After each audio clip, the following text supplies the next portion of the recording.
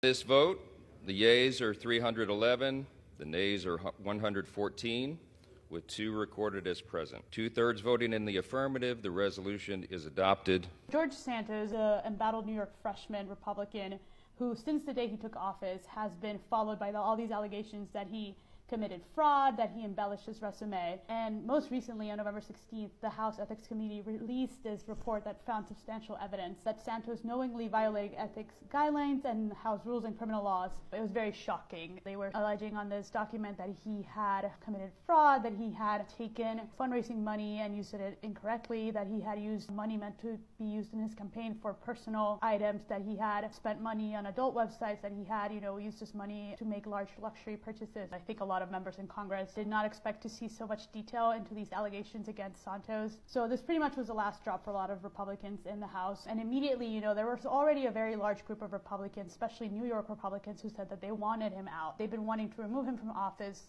This is not the first time that the House votes to expel Santos, but those previous efforts have failed. But when this report came out, more Republicans came and said, you know what? There's enough allegations here to know that he probably doesn't deserve to be here in the House with the rest of us. And Democrats have been calling for Santos to be removed. He's a complete and total fraud. But a lot of the GOP leaders in the House, including former Speaker Kevin McCarthy, said that they wouldn't do that and take the step to expel him from the House because they wanted him to have due procedure. I personally have real reservations about doing this.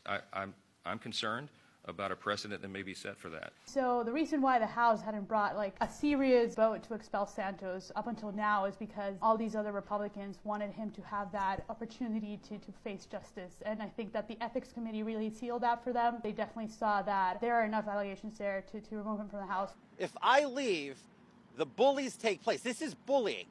So with Santos out of the House, that means that New York Democratic Governor Kathy Hochul has to call a special election to replace him in the House. The governor has 10 days to call a special election. They have between 70 and 80 days to actually hold the election. So we would hopefully see a replacement for Santos within the next few months. And again, if you remember, Santos replaced a Democrat in the House. So this is a very, very interesting situation here because it means that Democrats could have the chance to pick up a seat in a very divided House. As we know, Republicans have a very, very thin majority.